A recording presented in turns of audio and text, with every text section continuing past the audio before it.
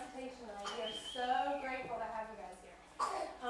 We're just going to jump right in and get started. I want to direct your attention. Hopefully you've got one of these nearby. On page 3 is our morning recitation. You're going to be asked to say that with us here in just a second. So if everyone will stand, we'll go ahead and get started. Dear Jesus, thank you for this wonderful night. Thank you that everybody can be here. And thank you for these wonderful moms that taught us everything. In Jesus' name, amen. Please say the morning recitation with me. I am an image bearer, fearfully and wonderfully made. I can do all things through Christ who strengthens me. I ought to do my duty to God and to others. I will choose what is right. Mark 4:35-41. And on that day when evening had come, he said to them, "Let us go across to the other side."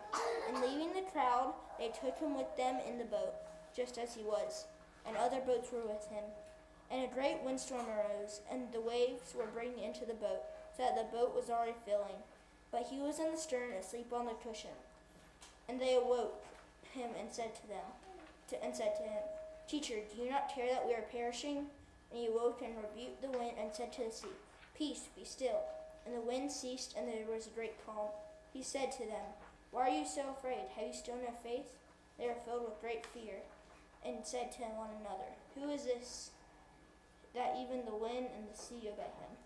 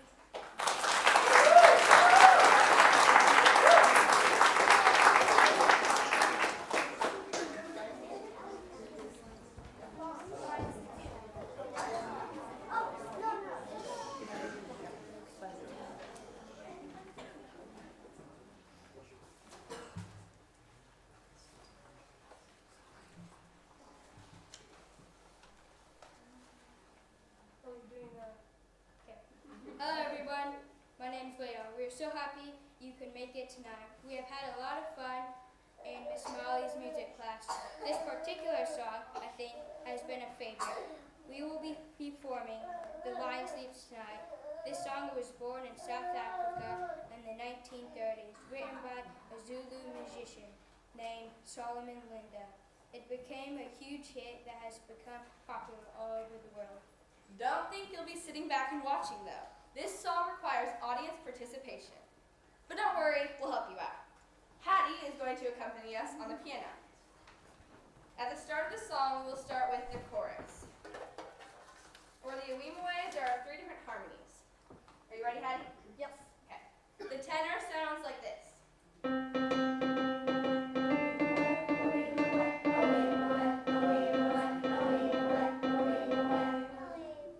Okay. Now the alto is pretty simple and sounds like this.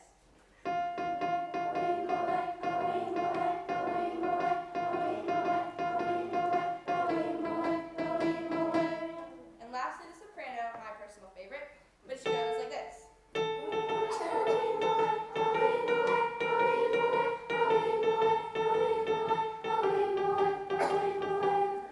Now here we go.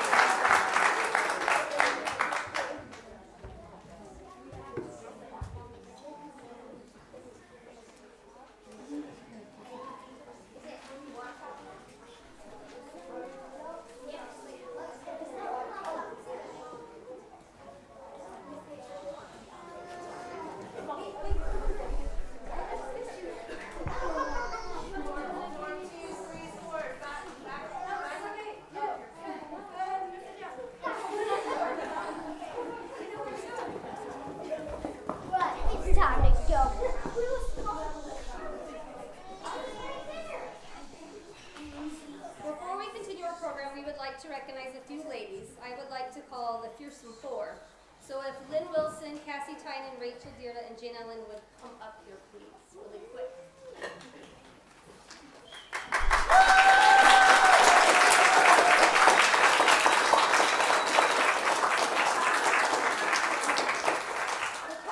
The co-op couldn't run without these four ladies. Lynn Wilson is the sure everything runs smoothly. Cassie Tynan works on all the administrative things and all the things on the computers, getting us what we need. Rachel Dearda is our curriculum coordinator and makes sure we're all in our places. And Jean Allen takes care of all of our kindergartens and littles and gives them such a rich, wide range of beautiful things. And so without these ladies, the co-op wouldn't run. And so all these moms want to just thank each one of you guys so much for all that you do for the co-op.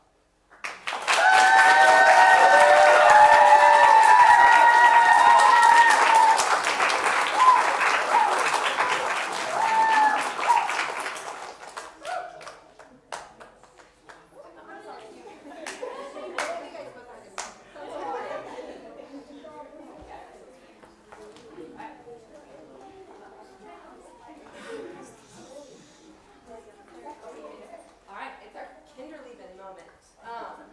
In Kinderleben, we just have a lot of fun. And so we're going to show you a little bit of that. We're going to do a couple of nursery rhymes for you that we have learned this year, and then a couple of songs. And you may get the opportunity to join in with us on one song. So you're ready to stand up again. Our two nursery rhymes are Jack Sprat, how do you know that? And we've changed it. This is fine. To market. That's the one we're doing. All right, you guys ready? Okay, we have to be really loud so these people can hear us, okay? Yeah, you want to scooch forward so the microphone will get you. Scooch forward, guys. This way. Woo! All right. Perfect. Make a little. Perfect. Okay, you ready to be loud? Okay, let's start with Jack Sprat, okay? Uh-oh. Ready? Jack Sprat could eat no fat. His wife could eat no meat. And so between them both his secret licked the platter clean. Good job.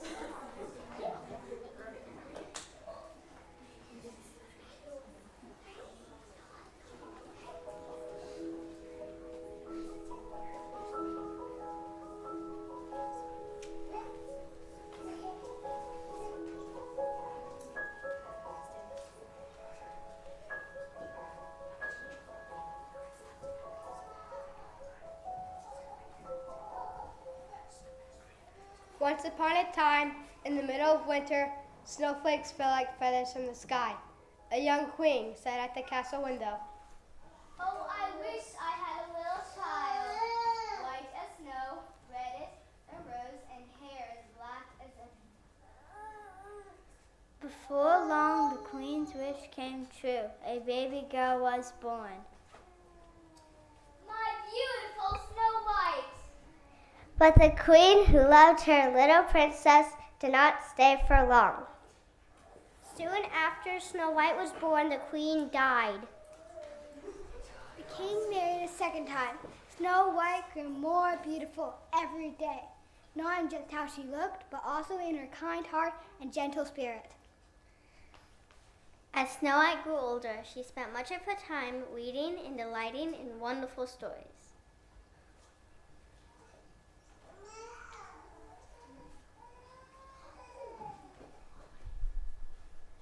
Oh, the knight is about to open the secret door. What if there's a dragon inside?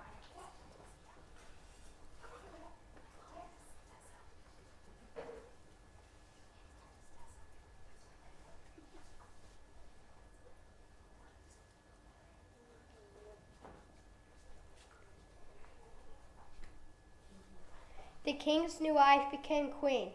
She was very beautiful, but she was proud, vain, and cruel. In the queen's chamber stood a magic mirror. Mirror, mirror, on the wall, who is the fairest one of all?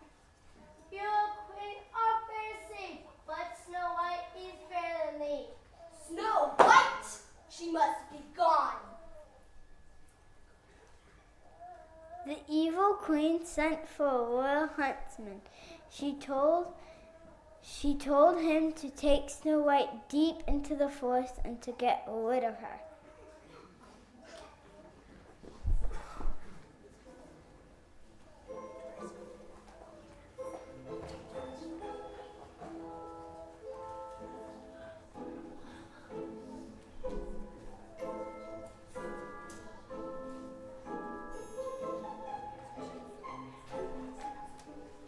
Snow White, you must come with me now. Okay, then now what were you saying? We need to go now. Follow me. No can do, Mr. Hunter. I'm at the very best part. You are going to have to wait until I am done. No, we are leaving now. Follow me. Okay, God. This feels dangerous. Are we in danger? How exciting! No, this is real danger. I've been commanded to kill you, but I don't want to hurt you. I need to get you deep into the forest so that you can run. Ooh, a devil distraction! Just before I always wanted. Yeah, that's right. You're a danger in distress. So run. Run as far as you can and don't come back. Yes, I can do that. I will run and I won't come back. Oh, this is so exciting. I just can't wait. Go! Got it. Run. Don't come back. May the beasts of the woods have mercy on you.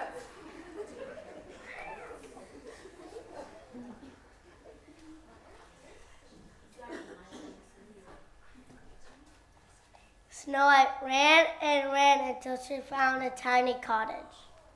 Will you look at this absolutely adorable cottage?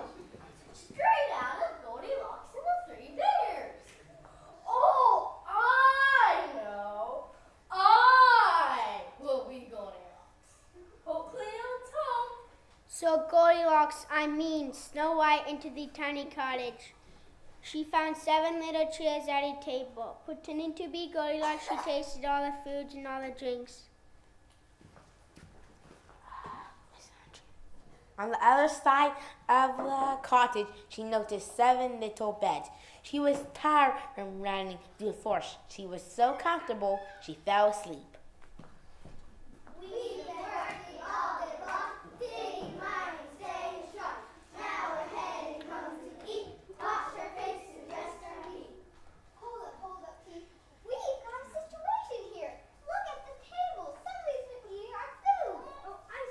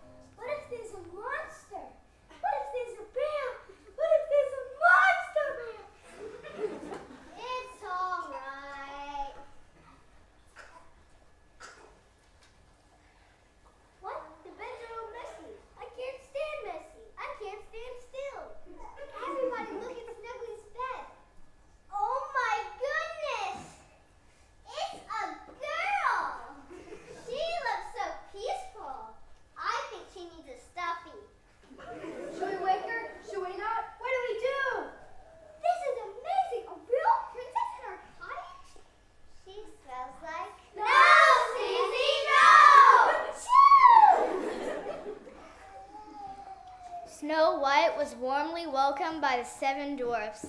They asked her if she would be their housekeeper. She gladly agreed. Every day before they left to work, they warned her, and be careful and don't let anyone into the house.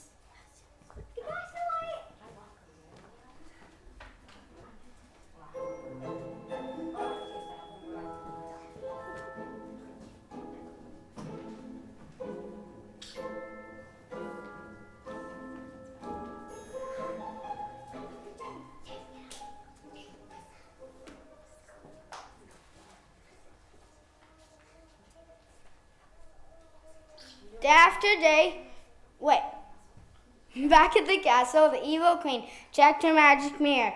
Each day, the mirror answered the same dreadful words. Snow White is the fairest of them all. No, I must be the fairest in the land. Desperate to get rid of Snow White, the queen used her wicked witchery to fashion an apple. She crafted a brilliant rosy red apple that was shiny and smooth. But the apple was not as good as it looked. One half was harmless, but the other was the rosiest half was full of deadly poison. The queen dressed herself as an old woman. She put the poison apple into a basket and hurried away to carry out her evil plan.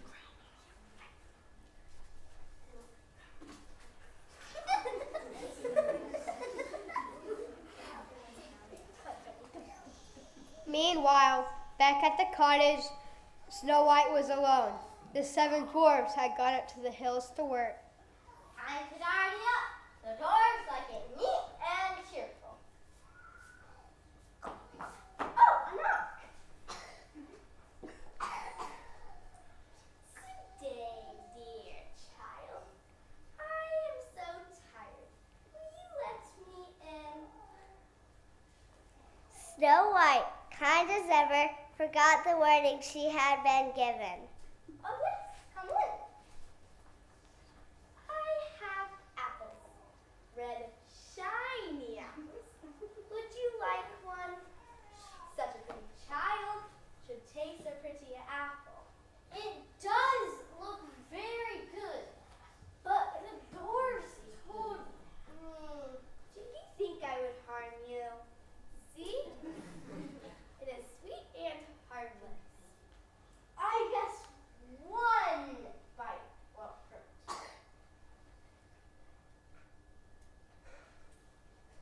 The poison worked at once. Her eyes shut, her breath grew faint, and she fell as if into a deep sleep. Now I'm the fairest of them all.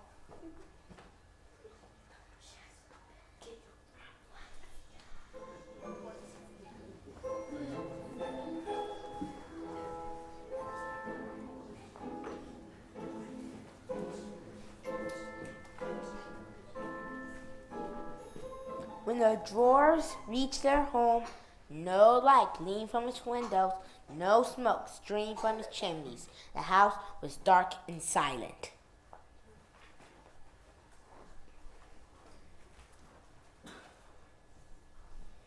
When the dwarfs saw Snow White still and motionless, they cried many sorrowful tears, for they loved her so dearly. The dwarfs put her in a coffin made of clear glass. They set it on the hillside where the sun could shine on her.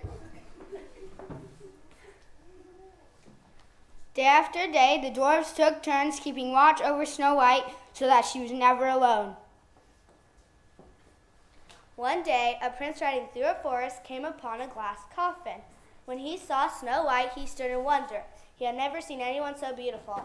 What a beautiful princess. I feel like I've always known her. As the prince came closer to Snow White, the coffin was jostled. The piece of poisoned apple slipped from her throat. She opened her eyes. Where am I? The prince took Snow White's hand, and he and the dwarfs told her all that had happened. Will you be my wife? Yes.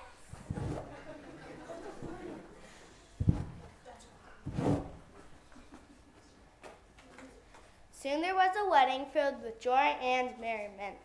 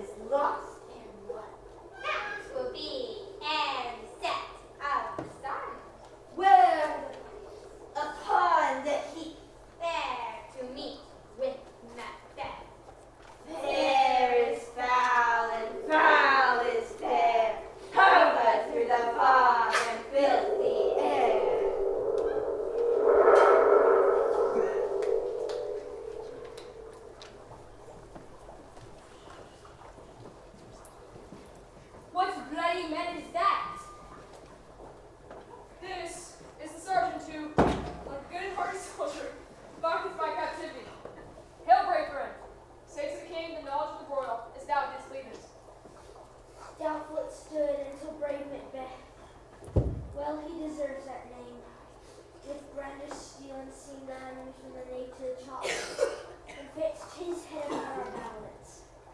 O valiant cousin, worthy gentleman! But the Norwegian lord with furbished arms and new supplies of men get a fresh assault. Were not Macbeth and Banquo dismay? Aye, if sparrows fear eagles, or the hair of the lion, they doubly redoubled strokes upon the foe.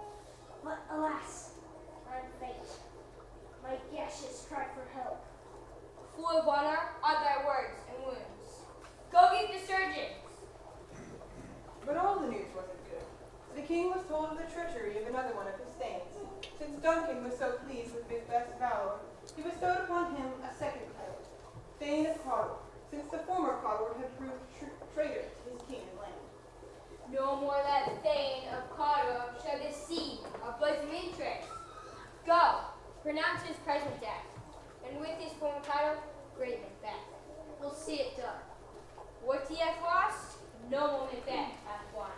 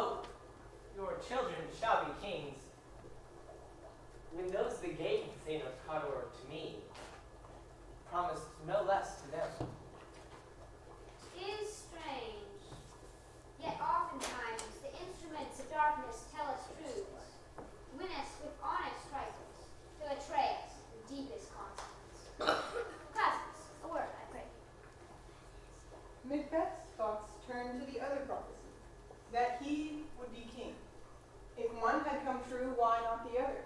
Dark thoughts filled his head of how he might make it come true. My son, do not walk in that way. You will ambush your own life. Look how our partner is wrapped. Riches and honor are with me. Final gain will be your death. Worthy Macbeth, you stay upon your leisure. Let us toward the king. I lift my voice, I cry out to you. My son, turn to my reproof. I pour my spirit out for you.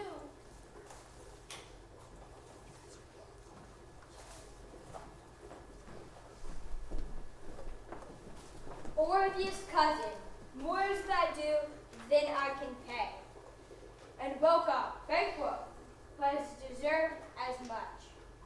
Now, son, kinsman, thanks, I proclaim to you that I hereby name my eldest, Malcolm, Prince of Cumberland, and hereafter King.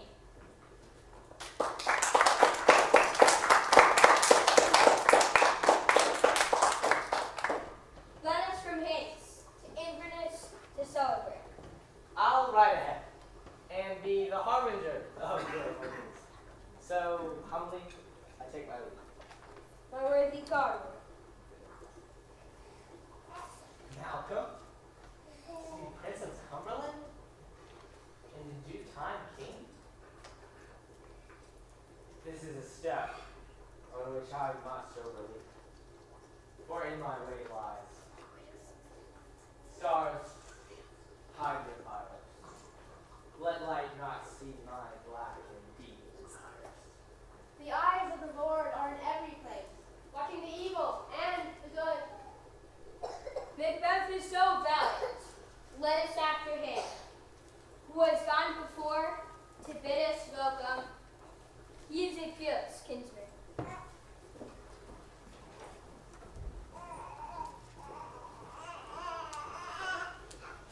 These weird sisters met me the day of success, and saluted me to come along time with. Hail, king thou shalt be.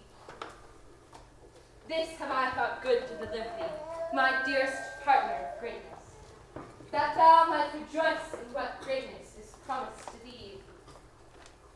Lay it to thy heart. Farewell. Longs thou art, and Cawdor, and thou shalt be what thou art promised him yet. I do fear thy nature. 'Tis too full of the milk of human kindness to catch the nearest way. Thou, secret, art not without ambition, but without the illness should attend it. Hie thee hither, that I may pour my spirit in thine ear, and chastise with the valor of my commune all that impedes thee from the golden crown. What is your tidings? The king comes here tonight. Come, you spirits, and fill me from the crown to the toe, top full, direst cruelty, make thick my blood. My husband, great longs, word Cawdor, greater than both, by the all hail hereafter. My dearest love, Duncan comes here tonight. And when goes hence? Tomorrow, as he purposes. Oh, never shall the sun that morrow see. Bear welcome your eye, your hand, your tongue. Look like the innocent flower, with the serpent underneath it. He that is coming must be provided for, and you shall put this next great business into my dispatch, which to all our days and nights to come gives solely sovereign sway and masterdom. We will speak further. Only look up clear. To alter favor ever is to fear. Leave the rest to me. The king's party drew near to the castle Inverness, to be welcomed by their hostess, Lady Macbeth. The court had been gathered to enjoy a feast, but Macbeth, whose thoughts plagued him, immediately retired retired to the quiet of his chamber. If it were done, well, it were done quickly. The king is here in double trust. First, I am his kinsman and his subject. You should, against the murderer, shut the door, not pare the knife myself. Besides, this great Duncan hath borne his faculties so meek and been so clear in his great office. His virtues plead like angels. I don't know, what news? Duncan has almost supped. Why have you left the chamber? We will proceed no further in this business. Art thou afeard to be the same in act and valor as thou art in desire? An excellent wife is the crown of her husband, but she who shames him is like rottenness in his bones. Prithee, peace! I dare do all that may become a man. Who dares do more is none. When you durst do it, then you're a man. I have been inside. I know how tender 'tis the love of the babe that loves me. I would well it were smiling in my face have dashed it, stranger, had I so sworn as you have done to this. Pride comes before destruction, and a haughty spirit before stumbling. If we should fail, We fail? Screw your courage to the sticking place. And we will not fail. Lady Macbeth convinces her husband of her evil plan. She will make drunk the chamberlains guarding the king's repose, and when they are in deep sleep, Macbeth will murder the king with the guards' daggers and smear the blood on them, so that when the alarm is sounded, the guards will be blamed for the killing of the king. Macbeth is convinced. I'm settled. Away, and mock the time with fairest show. False face must hide with the false heart doth know. Suddenly he follows her, as an ox goes to the slaughter, as a bird hastens to the snare, and he does not know that it will cost him his life.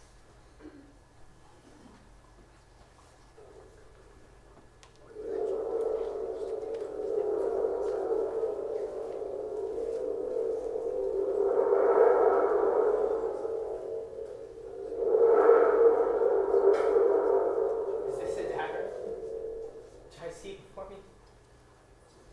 The handle towards my hand. Or art thou but a false creation, proceeding from the heat oppressed brain? I see on thy blade gouts of blood.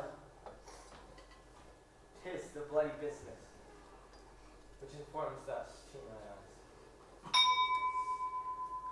I go, and it will be done. The bell invites me. Hear it not, Duncan, for it is a knell that summons thee to heaven or to hell.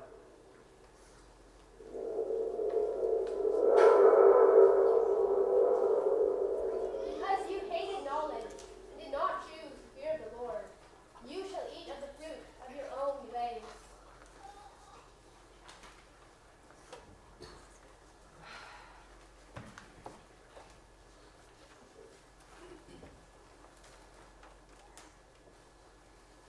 Hark! Peace. 'Twas an owl that shrieked. He is bound. Alack, I'm afraid the guards are waked and 'tis not done. Hark, I laid their daggers ready. He could not miss 'em. Had the king but resembled my father as he such, I would have done it. I have done the deed. Didst thou not hear a noise? I heard an owl scream and the cricket scribe.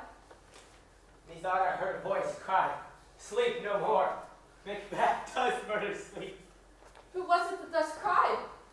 Go, get some water and wash this filthy witness from your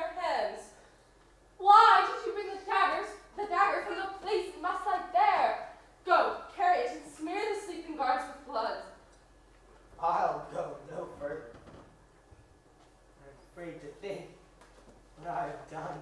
If for your purpose, give me the dagger. It's the odd childhood that does fear the painted devil. If he do bleed, I'll gild the faces of the guards withal, for it must seem their guilt. What is that knocking?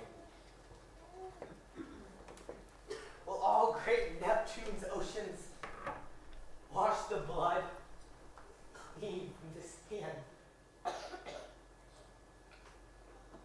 No.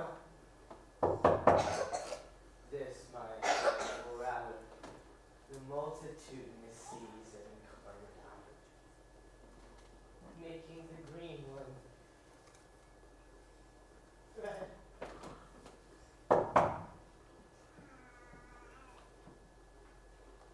My hands are of your color,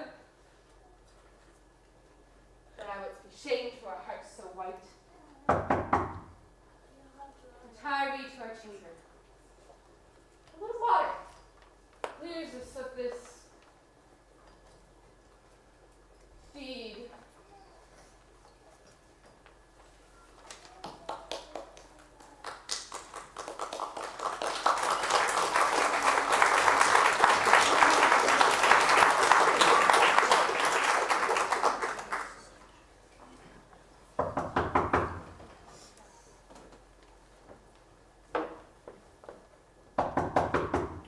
There's a knocking indeed.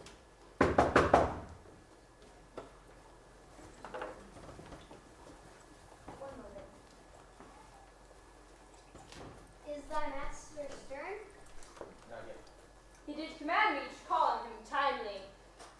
I have almost slipped the hour. Shall I read you to him, sir? So, the king goes on tonight? This night has been unruly.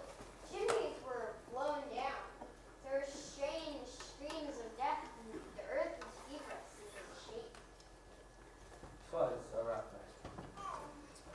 Oh, horror! Horror! Horror! None nor art can conceive or name thee! What's the matter? Most sacrilegious murder hath broke up the Lord's anointed temple and stole forth the life of the building. Await! Await! Bring me the horn bell! Murder! Treason! Banquo! Malcolm! Await! What's the business? What's the business that such a hideous trumpet calls to parley the sleepers of this house? Speak! Speak! Oh, gentle lady, 'tis not for a woman to hear what I can speak. Oh, Banquo! Banquo! Thy royal master's murdered! Woe! Alas! What? In our house? Who, anywhere? Dear God, I pray thee, say it is not so. What is amiss? Your royal father's murdered. What? By whom? Those of his chamber as it seemed had done it. They lay sleeping, their hands and faces all badged with blood. So were their daggers which unwiped were on their pillows. Oh, Wardies, I do repent. For in my fury of seeing those guarding his chamber, I did kill them. Why did you so? Here lay Duncan, his silver skin laced with his golden blood. And there slept the murderers, their daggers breached with gore. Who could refrain and had a heart to love? How we hence? Look to the lady! Let us go question this most bloody piece of work.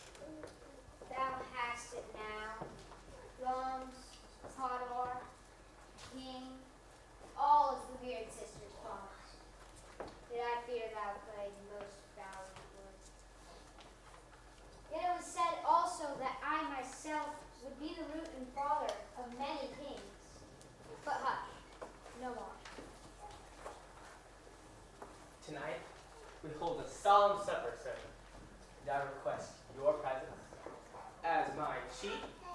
Yes. Let your highness command me upon my duties. Brother Lieutenant, Ah, throw off the copies. my lord, I will not. Sirrah, a word with you. Where are they that are sent for? They are, my lord, without the palace gate. Go, bring them before us. To be king is nothing but to be safely king. Macbeth's fears in Banquo's dig deep, since the weird sisters named him father to a line of kings. Upon my head, they've placed a fruitless crown. For Banquo's issue have I, Duncan, murdered, to make them kings, the seeds of Banquo. Who's there? My lord, here be the ones you sent for. And so, Macbeth convinces these two rough fellows that Banquo is not only his, but their enemy too. He orders them to quietly do away with Banquo and his son Fleance. We shall, my lord, perform what you command us. It must be done tonight. He eats the bread of wickedness and sheds innocent blood. His heart devises wicked plans, and his feet run rapidly to evil. We are resolved, my lord. It is concluded. Banquo, thy soul's flight, if it find heaven, must find it out tonight. How now, my lord? Why do you keep alone? What's done is done. We have scorched the snake, not killed it. Come on, my gentle lord. Be bright and jovial among your guests tonight. So shall I, love. And so, I pray, be you. But oh, full of scorpions is my mind, wife. Thou knowest that Banquo and his Fleance live. You must leave this. What's to be done? There shall be done a deed of dreadful note. But be innocent of the knowledge, dearest child, till thou applaud the deed. Thou marvelest at my words, but hold thee still. Things bad begun are made strong by more evil.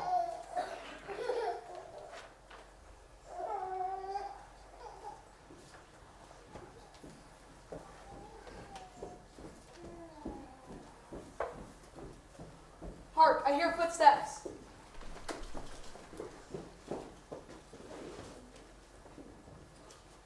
It is cold, father. It will rain tonight. Let it come down!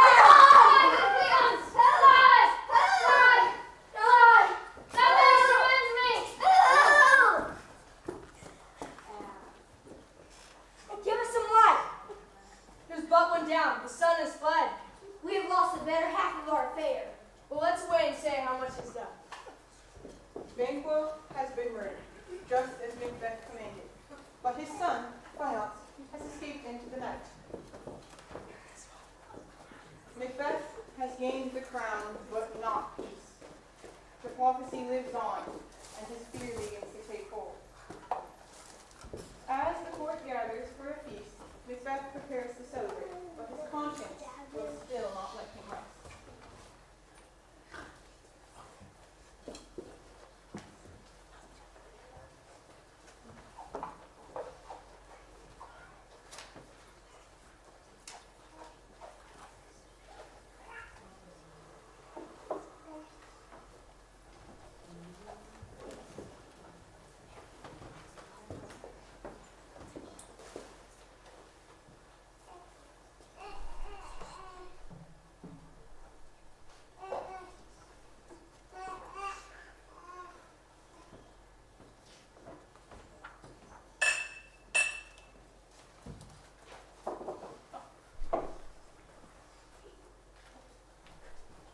There's blood upon thy face. 'Tis Banquo's then. My lord, throat is cut. Now I did it for him. Thou art the best of the cutthroats. And Fleance. Most royal sir. Fleance escaped. Then then comes my fit. Again, I had else been perfect. But Banquo's safe. I, my lord, safely dead in a ditch for a bed, with 20 stretches gashes in his head. Get thee gone. Though the grown serpent lies, the worm that's fled, hath nature that in time will venom breed. My royal lord, you do not give the cheer. Please, your highness, the grace is with your royal company. But the table's full. Here is a place reserved for you, sir. Where? Here, my good lord. Which if thou hast done this, thou canst not say that I did it. Gentlemen, rise, his highness is not well. Sit, worthy friends, if it is momentary. If much you know to me shall offend him, understand his passion, regard him not. Are you a man? Oh, shame itself! Why do you make such faces? You look but on an empty stool. Look! If our grave sin knows that we bury back, then why do we bury? My royal lord, your noble friends do lack you. Avant, and quit my sight, hence horrible shadow! Why so? Being gone, I am a man again. You have disfaced the mirth and broke the good cheer. 'Tis strange that you can behold such sights and keep the natural ruby of your cheeks, while mine is blanched with fear. What sights, my lord? I pray you speak not. He grows worse and worse. I must bid you good night.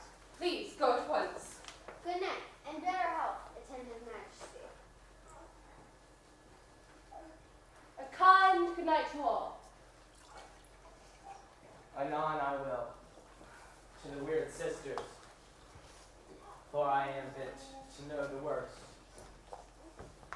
I am in blood stepped so hard.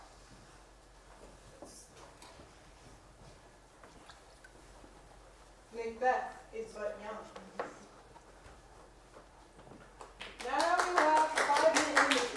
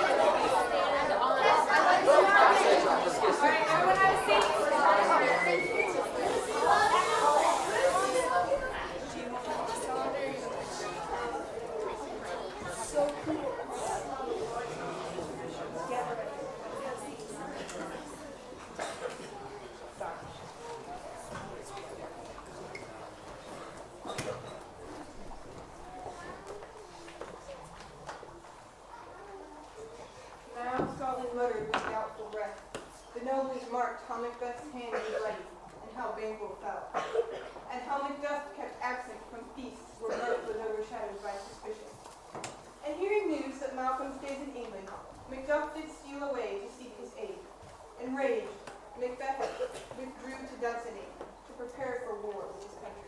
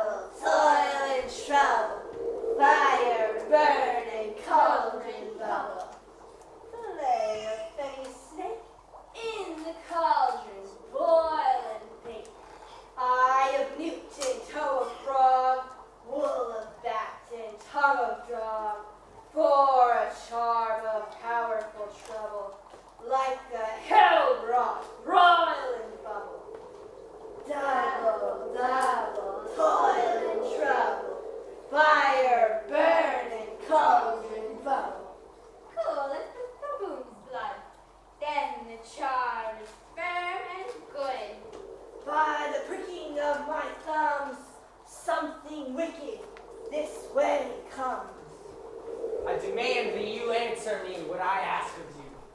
Speak! Demand! We will answer. You know thy thought. Hear our speech, but say not.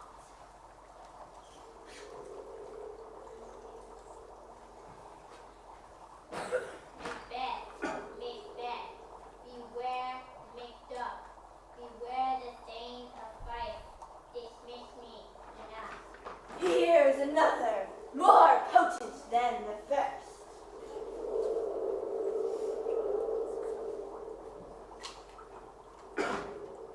Be bloody, bold, resolute, laugh to scorn the power of man, for none of women born shall harm Macbeth. Then live, Macduff. What need I fear of thee? And yet, I make assurance, thou shalt not live. Listen, but speak not.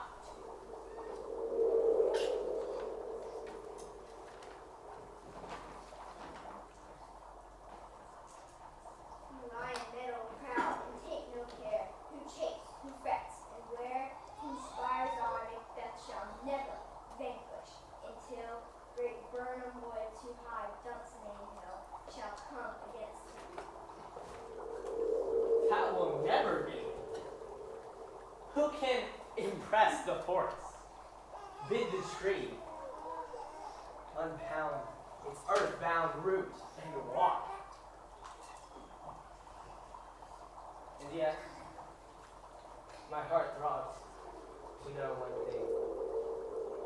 Tell me as much. Shall Banquo's line ever reign in this kingdom? Seek to know no more. I will be satisfied. Show his eyes, grieve his heart. Come, shadows, and then depart. 1, 2, 3, 4, 5, 6, 7.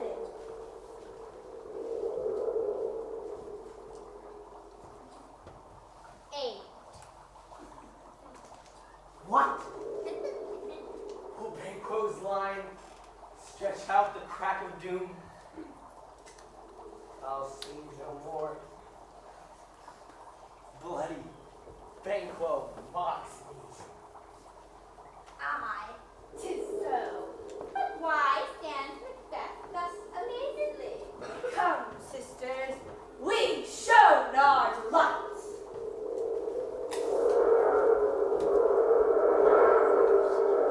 Where are they?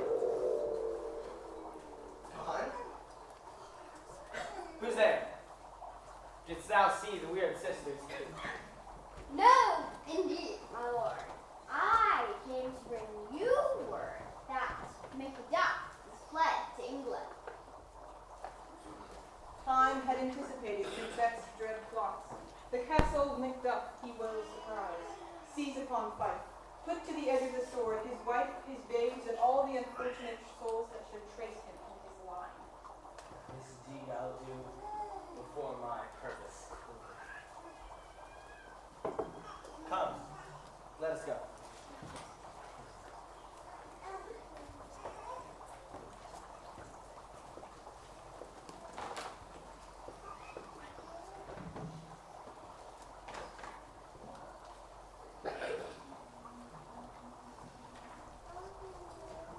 What has my husband done to make him fly the land?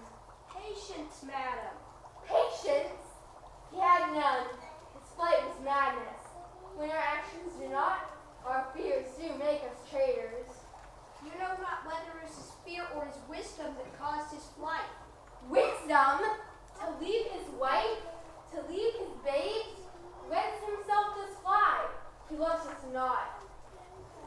My dear Rose, your husband Macduff is noble, wise, judicious. I dare not speak for his throat. I am brave, but I will soon look upon your again. Pretty cousin, blessings be upon you. Child, your father is dead. And what will you do now? But mother, my father is not dead. Yes, he is dead. God help thee. How wilt thou do for a father?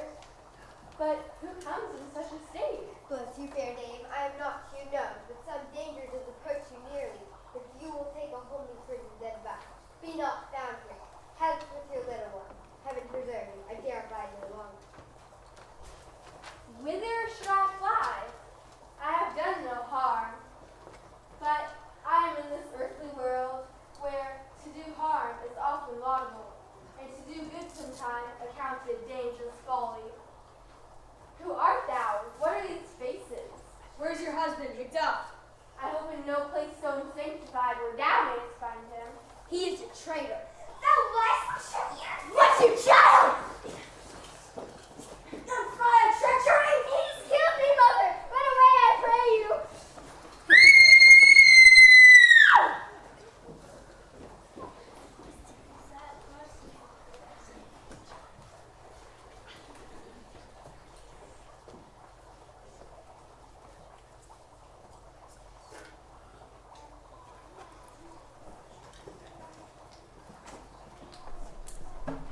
I'm glad to see you. Let us seek out some shade, and there leave our sad bosoms empty. Let us rather hold fast the mortal sword.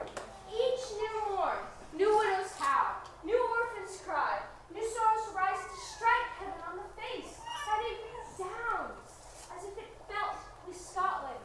This tyrant, whose soul name blisters our tongues, was once thought honest, but you looked him well. I did, but I am not treacherous. I shall crave your pardon. Be not offended. Noble Macduff, fear not, for I am resolved. See who comes here? My ever gentle cousin. Welcome hither. Stand Scotland where it did? Alas, poor country, almost afraid to know itself. It cannot be called our mother, but our grave, where sighs and groans and shrieks rent the air. What's the news, grief? How's thus my wife, and all my children? Tyrant has not ventured at their peace? They were well at peace when I did. But now is the time for help. Sir, you in Scotland would create soldiers, make our women fight, to doff their dire distress. Be their comfort. We are coming thither. Gracious England hath lent us good seaward and 10,000 men. An older and better soldier, none than Christendom gives out.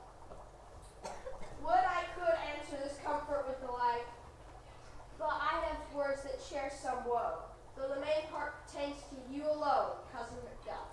Keep it not far from me. Quickly, let me have it. Let not your ears despise my tongue forever. Your castle is surprised, your wife and babes savagely slaughtered. What? Merciful heaven! Give sorrow words. The grief that does not speak whispers the orphan heart and bids it break. My children also. Wife, children, servants, all that can be found. Be comforted. Let us make medicines of our great revenge to cure this deadly grief. He hath no children. Oh, my pretty ones, did you say all? I have said, Oh, hell! Cut!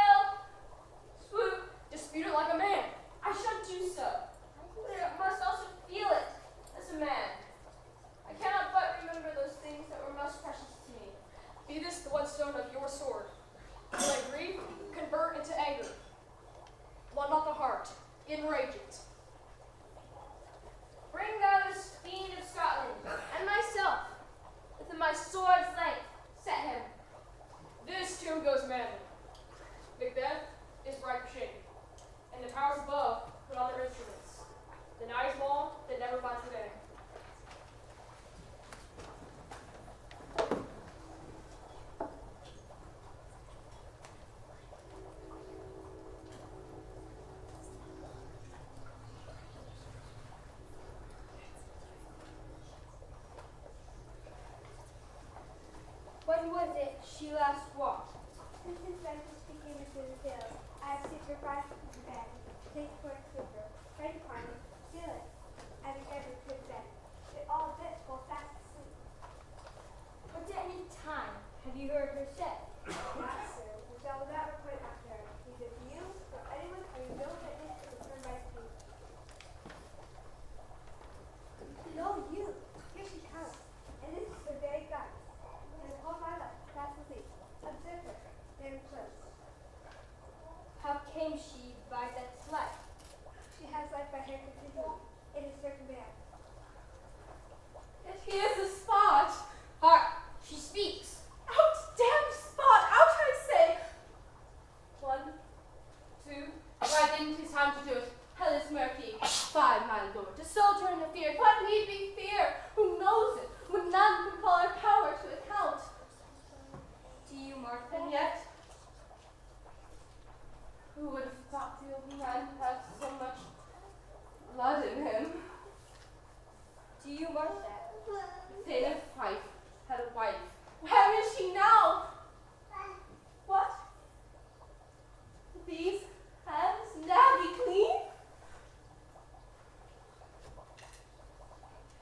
She has spoke what she should not. I am sure of that. Heaven knows what she has done. It is to smell blood still. All the perfumes of Arabia would not sweeten these little hands. Oh!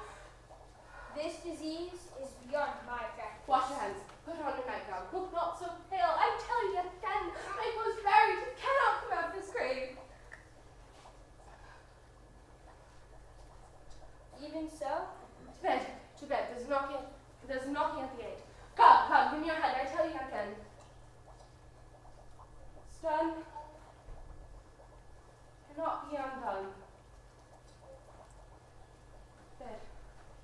Bed. Bed. Will she go now to bed? Directly. Unnatural deeds do breed unnatural troubles. Infected minds to their dead fellows. Discharge their secrets. More need she the divine inquisition. God, God forgive us all. Look after her. Remove from her the means of all knowing. Bestow two bodies upon her. Good night, good doctor. The nobles of the realm, grown faint with grief, turned from Macbeth's side and joined forces with Malcolm, the slain Duncan's son and rightful heir to the throne. From far and near they marched toward Burnham Wood, each heart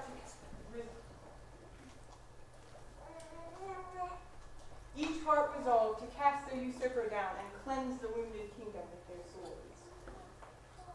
This be the wood of Burnham. Aye. Let every soldier hew down a barrel and bear it before him. Thereby we shall shatter the numbers of our hosts. It shall be done. The time approaches. Advance the war.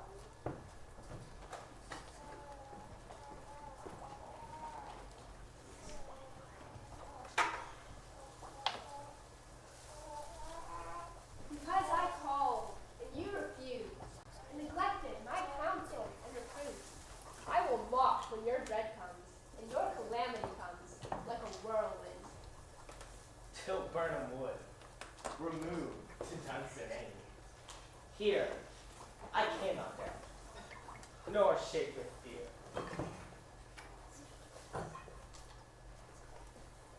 Soldiers, perch, sir. Take thy way face hence. Seated, All is confirmed, my lord, which was reported. I'll fight till from my bones my flesh be hacked. Give me my armor. Hang those that talk even. How does your patient, doctor? Not so sick, my lord. As she is troubled with thick coming fancies, that keep her from her rest. A mind disease cannot be ministered to, but the patient must minister to himself. Come, doctor. Find your disease and purge it to a sound and pristine health. Far from Dunsinane, away and clear, Prophet again should hardly draw me here.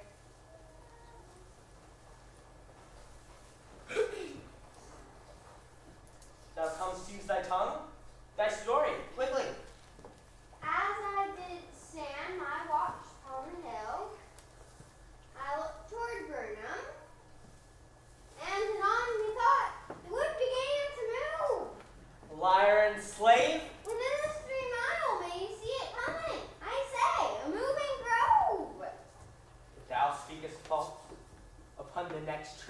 shalt thou hang.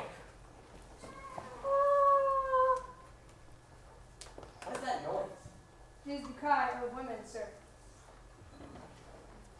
If this which he avouches does appear, there is no flying hence, nor tarrying here. Wherefore that wailing? The queen, my lord, is dead.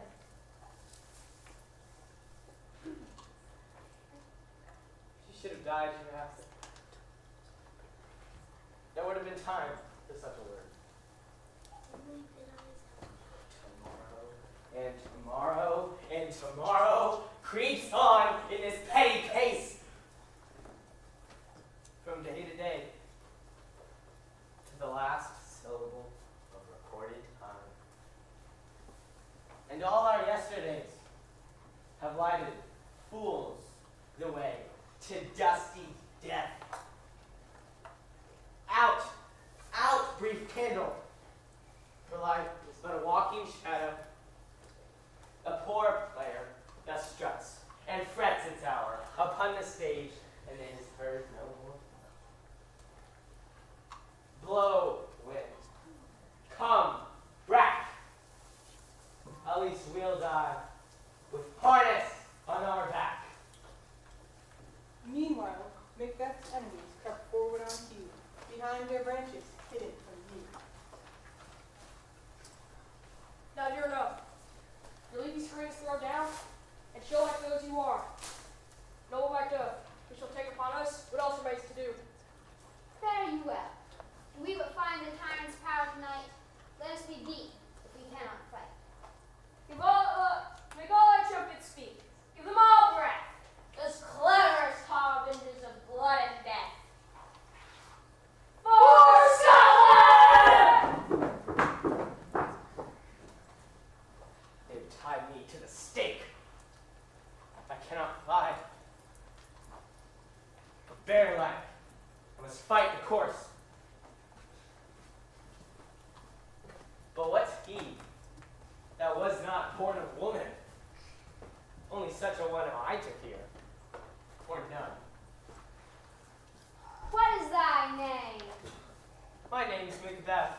The devil himself could not pronounce a name more hateful to mine ear. No, nor more fearful. With my sword I'll prove the lie thou spakest, tyrant.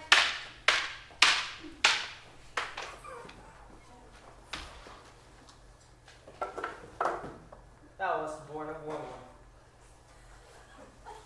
A sword I smile at. Weapons laugh to scorn. Brandished by man with some a woman born.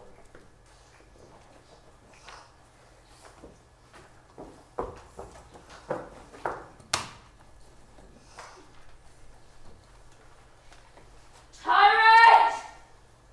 Show thy face! And if thou be slain, and with no hand of mine, my wife and children's ghost will haunt me still.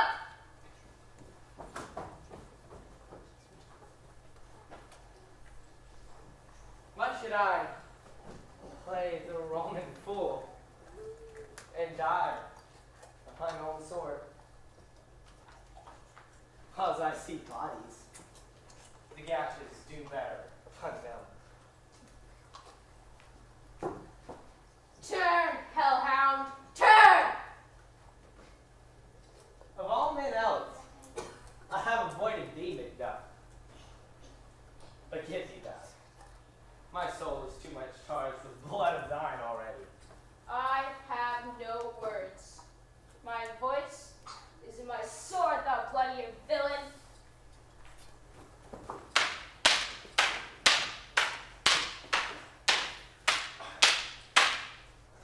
Thou losest labor, for I bear a charmed life, one that must not yield to one of the woman born.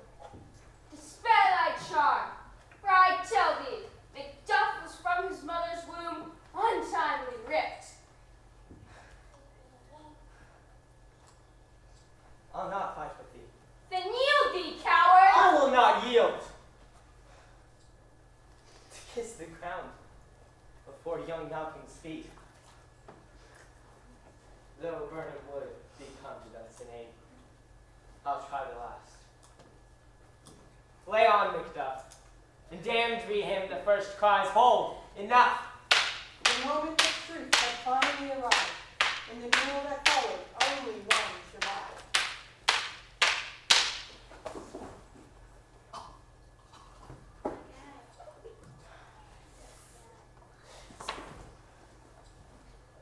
Macbeth's body lay there upon the heap. Greedy, ambitious, power he did seek.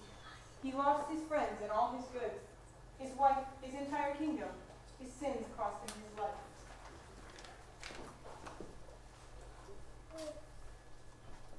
Who is wise and understanding among you? By his good conduct, let him show his works in the meekness of wisdom. But if you have bitter jealousy and selfish ambition in your heart, do not boast and be false to the truth.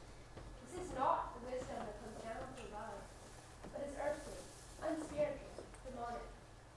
But the wisdom from above is first pure, then peaceful, gentle, open to reason, full of mercy and good fruit. But where bitter jealousy and selfish ambition exist, there will be disorder and every vile practice. Duncan's son Malcolm, the rightful heir to the throne, was hailed King of Scotland and crowned at Scone. And just as light had broken over the kingdom of Scotland with justice and peace, the light of Christ broke into our world. Blessed be the Lord God of Israel, for he has visited and redeemed his people. He has raised up a horn of salvation for us, so that we, in holiness and righteousness, may serve him all the days of our life. The Lord gives knowledge of salvation to his people, whereby the sunrise shall visit us from high, to give light to those who sit in darkness and in the shadow of death, and to guide our feet into the way of peace.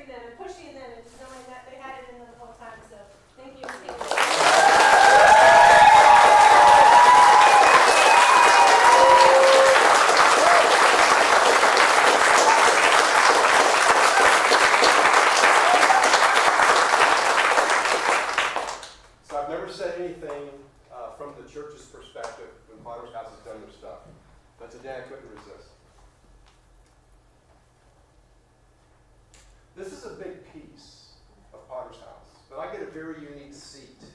Because every week they're gathering, doing their things, I'm sitting in my office, and I hear the progression, and not just of Shakespeare, but Spanish and French and science and grammar and literature. These ladies, all of them, really push these kids hour after hour after hour. And y'all respond. Y'all come up to y'all ante up and they get in. I heard one piece of feedback that just kind of really just qualified everything.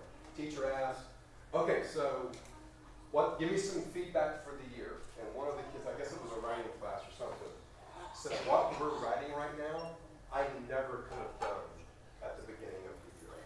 So I just want to commend every mom and helper and every kid who participates in this, because y'all are amazing. So just give it back.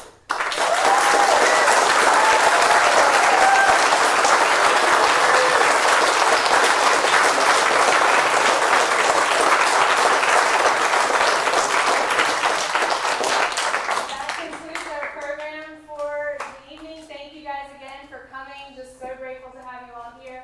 There's going to be a second wave of snacks out for these guys who haven't had snacks yet, but want to just encourage you you guys, if you haven't done so already, stop by the student and class displays out in the